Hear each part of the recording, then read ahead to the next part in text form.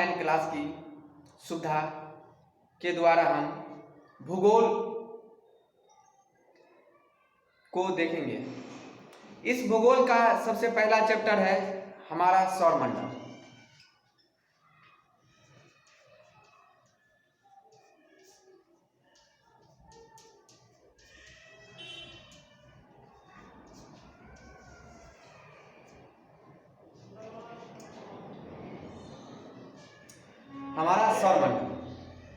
हमारा सौरमंडल के अंतर्गत हम सबसे पहले ब्रह्मांड को देखते हैं।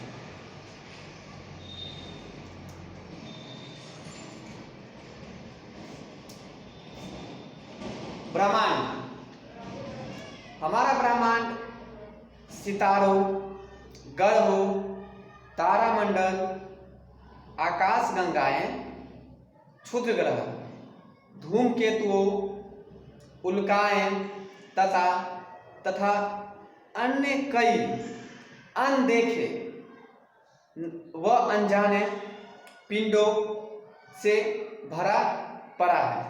वास्तव में ब्रह्मांड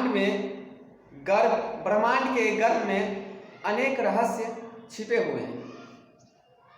यह माना जाता है कि ब्रह्मांड का निर्माण विशालकाय अंडे के विस्फोट से हुआ है। इसी को हम बिग बैंग सिद्धांत के नाम से, विस्फोट का सिद्धांत कहते हैं। सर्वप्रथम परमाणु का निर्माण हुआ था, उसके बाद अणु का निर्माण हुआ, अंततः गैस व धूलकणों का एक विशाल बादल बना जिसे नेबुला कहते हैं।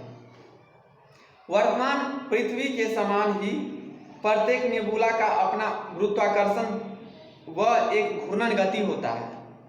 गति व गुरुत्वाकर्षण के कारण ही नेबुला के टुकड़े एक दूसरे की ओर आकर्षित होकर बहुत तेजी से टकराए। अत्यंत तीव्र गति से हुई इस प्रक्रिया में अत्यधिक मात्रा में ऊर्जा का उत्सर्जन हुआ तथा दमकते हुए पिंडों जैसे सितारे का निर्माण हुआ। ऐसी धारणा है कि ब्रह्मांड अभी भी फैल रहा है, जो प्रतिदिन अनेक तारे जन्म ले रहे हैं। अब हम आते हैं तारे तथा तारामंडल।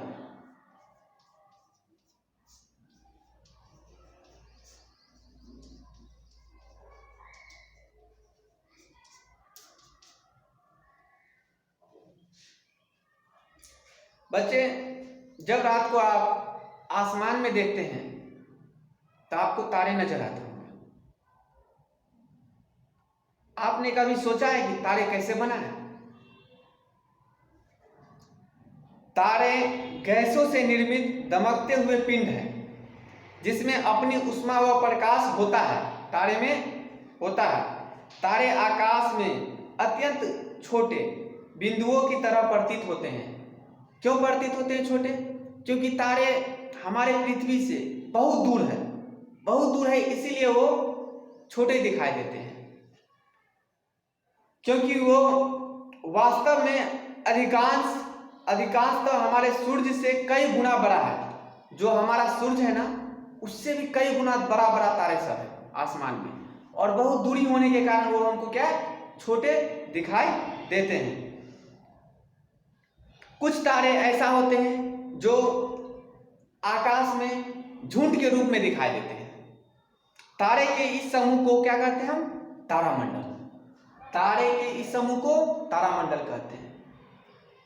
जब तारे का बहुत सारा झुंड आसमान में एक साथ दिखाई दे उसे हम तारामंडल कहेंगे। कुछ तारामंडल एक विशेष प्रकार की आकृति बनाती हुई प्रतीत होती है। जैसे आसमान में आप देखिएगा तो कुछ तारा एक विशेष प्रकार की जो है सो आकृति बनाती हुई प्रतीत होगा, जिसमें एक है सप्तऋषि। सप्त मतलब सात। सात ताराओं का एक छोटा सा समूह जिसे हम क्या कहते हैं? सप्तऋषि, जो एक अलग झुंड बना के रहता है। इसके अंतिम छोर पर स्थित दो तारे संकेत कहलाते हैं। ये दो तारे सदैव उत्तर तारे को इंगित करता है। सप्तऋषि जो तारे हैं, जिसके अंतिम छोर पे दो तारे हैं, जो सदैव उत्तर तारे को इंगित करता है, जिसे भारत में ध्रुव तारा भी कहते हैं। ध्रुव तारे की स्थिति ठीक उत्तरी ध्रुव के ऊपर होती है। ध्रुव तारे की स्थिति ठीक उत्तरी ध्रुव के ऊपर होती है, इसलिए यह सर्वदा अपने स्थान पर स्थित दिखाई देता है। यह हमेशा अपने स्थान पर क्या रहता है? स्थित दिखाई देता है। जबकि अन्य तारे व तारामंडल इसके चारों ओर चक्कर लगाते हैं। किसके चारों ओर? ध्रुव तारा के चारों ओर चक्कर लगाते प्रतीत होते हैं। प्राचीन काल में जब लोगों को दिशा सूचक यंत्र का आविष्कार नहीं हुआ था, तब लोग ध्रुव तारा की सहायता से उत्तर दिशा का अनुमान का निर्धारण किया करते थे। जब प्राचीन समय में दिशा सूचक यंत्र का निर्माण नहीं हुआ था, तब लोग क्या करते थे कि उस जमाने में ध्रुव तारे को देखकर उत्तर दिशा का अनुमान लगाते थे।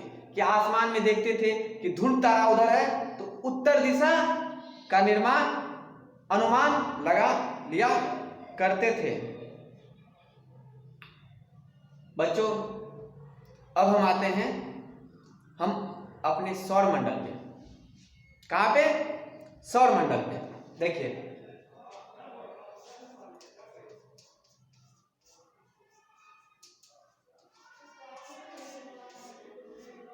सौर मंडल। सौर मंडल किसे कहते हैं? सौर मंडल सूर्य का एक परिवार है, जिसमें सूर्य के अतिरिक्त, सूर्य के अलावा उनके 8 ग्रह व उनके उपग्रह, लघु ग्रह, क्षुद्र ग्रह, उल्का एवं धूमकेतु सम्मिलित होते हैं। समझ गए सौर मंडल किसे कहते हैं? सौर मंडल में सूर्य का एक परिवार होता है। उस परिवार में सूर्य के अलावा 8 ग्रह होता है। धूमकेतु, उपग्रह, लघु ग्रह, क्षुद्र ग्रह, उल्काएं सम्मिलित होते हैं। ये सभी खगोलीय पिंड सूर्य के चारों ओर चक्कर लगाते हैं। ये जितना का हमने नाम लिया है, सब क्या करते हैं? सूर्य के चारों ओर चक्कर लगाते हैं। आइए सौर मंडल के विषय में कुछ और जानें। अब सौर मंडल के विषय में सबसे पहले हम सूर्य के बारे में जानते हैं। सूर्य सौर मंडल के केंद्र में स्थित है। ये जो हमारा सौर मंडल है ना, उसके सबसे बीच केंद्र में सूर्य है स्थित।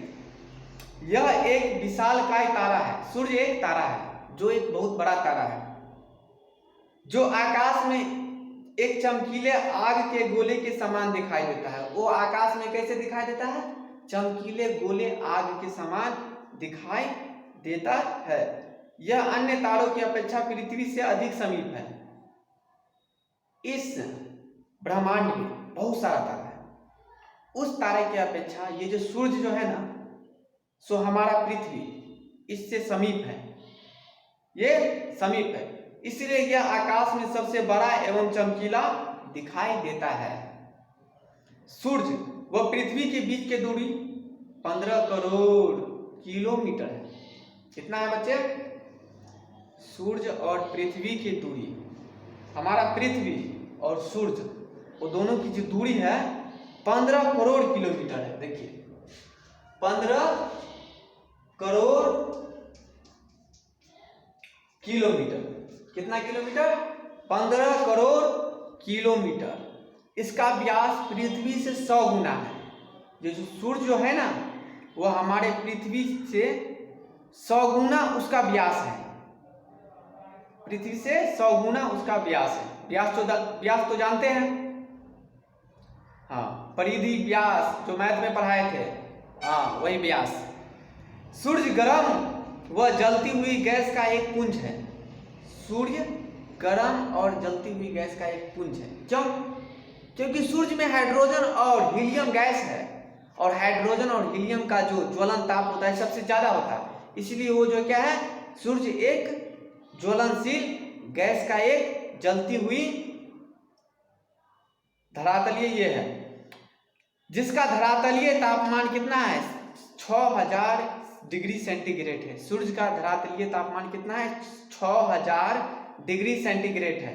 पृथ्वी पर समस्त प्रकार का जीवन सूर्य से प्राप्त होता है।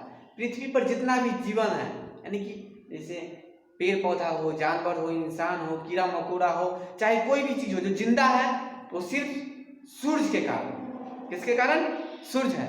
सूर्य ही जीवन का मेन स्रोत है। बच्चे अब सूर्य तो हो गया, अब हम आ जाते हैं ग्रह के पास। कहाँ जाते हैं, ग्रह के पास। हमारे सौर मंडल में बताए थे ना कितना ग्रह है, 8 ग्रह है। सबसे पहले हम बुध ग्रह के बारे में जानते हैं। बुध,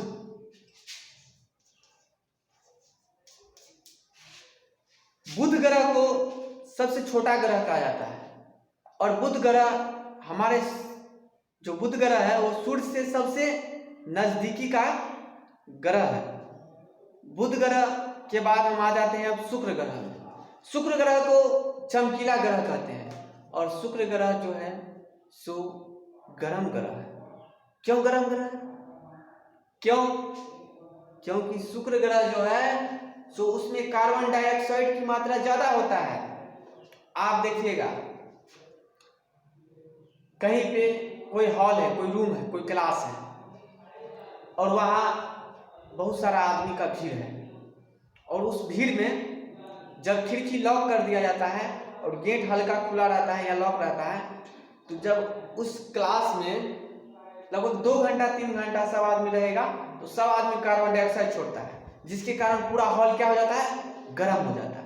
इसीलिए कार्बन डाइऑक्साइड जो गैस है वो गर्म गैस है, जिसके कारण जो है सो शुक्र ग्रह वो भी क्या है, गर्म ग्रह है, और गर्म होते हुए वो चमकीला ग्रह भी है।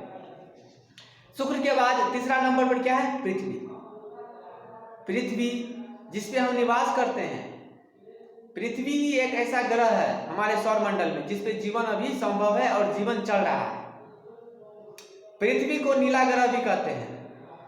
और पहले जो हम बोले थे कि शुक्र ग्रह को पृथ्वी की भंगिनी कहा जाता है। भंगिनी मतलब जुड़वा बहन या भंगिनी जो हो कहा जाता है शुक्र को। और पृथ्वी ग्रह का एक उपग्रह है जो है चंद्रमा। जो रात में आप चंद्रमा को जो देखते हैं वो पृथ्वी का उपग्रह है। पृथ्वी के बाद हम आ जाते हैं मंगल के पास। मंगल ग्रह कहते हैं हम, लाल ग्रह भी कहते हैं। मंगल के बाद आ जाते हैं हम बृहस्पति ग्रह के पास। कहाँ जाते हैं, बृहस्पति ग्रह के पास आ जाते हैं। बृहस्पति ग्रह हमारे सौर मंडल का सबसे बड़ा ग्रह है। बृहस्पति ग्रह के बाद आ जाते हैं हम शनि ग्रह। शनि ग्रह दूसरा सबसे बड़ा ग्रह है, मगर हाल ही में कुछ उपग्रह की खोज के कारण शनि ग्रह का जो उपग्रह है सबसे ज्यादा हो गया है। शनि का उपग्रह क्या हो गया है, सबसे ज्यादा हो गया, और बृहस्पति का दूसरे नंबर पर आ गया। मगर बृहस्पति सबसे बड़ा ग्रह है और शनि दूसरा बड़ा ग्रह है, मगर बृहस्पति का जो उपग्रह है दूसरे नंबर का सबसे ज्यादा ग्रह है, और शनि का जो उपग्रह है वो सबसे ज्यादा उपग्रह हो गया है शनि का। शनि के बाद अरुण 7वां नंबर पर है, और उनके बाद वरुण। वरुण सौर मंडल का सबसे ठंडा ग्रह है और सूर्य के सबसे दूर का ग्रह है, सबसे दूर का ग्रह है। बच्चों अब हम आपसे कुछ फीडबैक लेना चाहते हैं होमवर्क के तौर पे। चलिए जवाब दे दीजिएगा। ब्रह्मांड किसे कहते हैं, इसके बारे में आप जवाब दीजिएगा। बिग बैंग सिद्धांत क्या है, तारे क्या है, तारामंडल किसे कहते हैं, और सौर मंडल किसे कहते हैं। सौर मंडल में कितने ग्रह हैं, सबसे बड़ा ग्रह कौन है? दूसरे नंबर का बड़ा ग्रह कौन है? सबसे छोटा ग्रह कौन है? सबसे चमकीला ग्रह कौन है? सबसे ठंडा ग्रह कौन है? चलिए बच्चे, अब क्लास को यहीं पे समाप्त करते हैं। Thank you.